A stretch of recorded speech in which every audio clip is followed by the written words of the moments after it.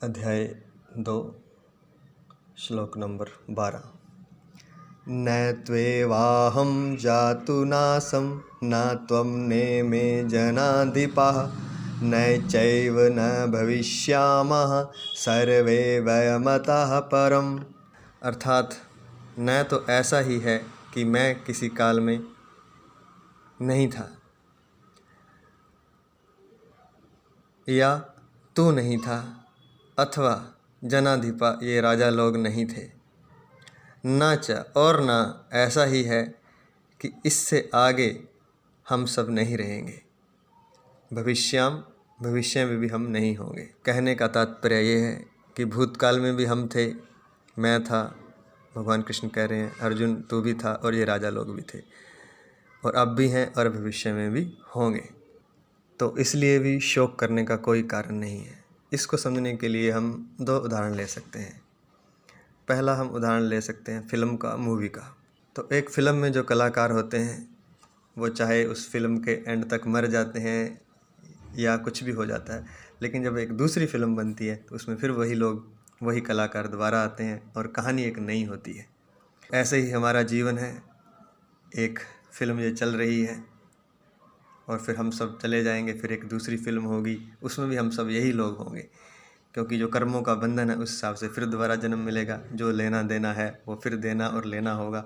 उस हिसाब से एक नई फिल्म बनेगी, उसमें पात्रों के किरदार बदल सकते हैं लेकिन पात्र वही होंगे।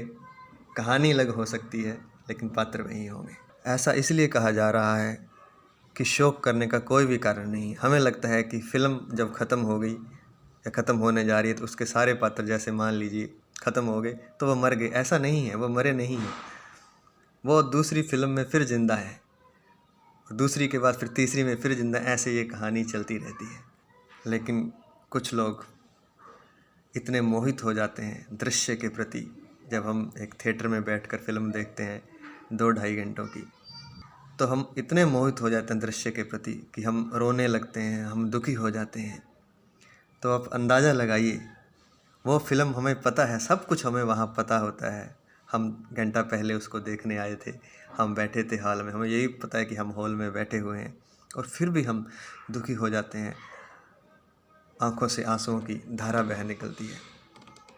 तो जब हम एक दृश्य को जानते हुए भी कि ये एक दृश्य है, एक काल्पनिक बनाया गया, उसको देखकर भी जब हम इतने दुखी हो जाते हैं, तो जो भगवान का बनाया हुआ इतना बड़ा रंगमंच है, जिसमें हमें पता ही नहीं कि हम कब आए और कब हम चले जाएंगे, ये भी पता नहीं, तो उस रंगमंच में हम दुखी क्यों ना हो जाएंगे?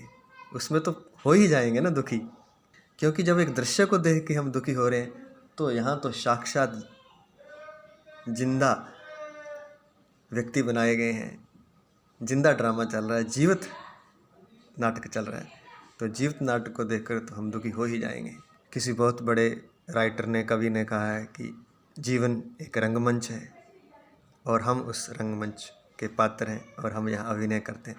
लेकिन हम अभिनय नहीं करते हैं, हम उसमें खो जाते हैं, हम उससे तादात्म्य बना लेते हैं। और यही सारी गीता का बार बार इसमें आएगा कि उसके साथ तादात्म्य नहीं बनाना है, तो उससे अलग है। तो इस बात को समझना होगा। लेकिन जो फिल्म को देखकर इतना रो लेता है, इतना दुखी हो जाता है, वो जीवन को देखकर आप अंदाज़ा लगाइए कितना दुखी हो जाएगा।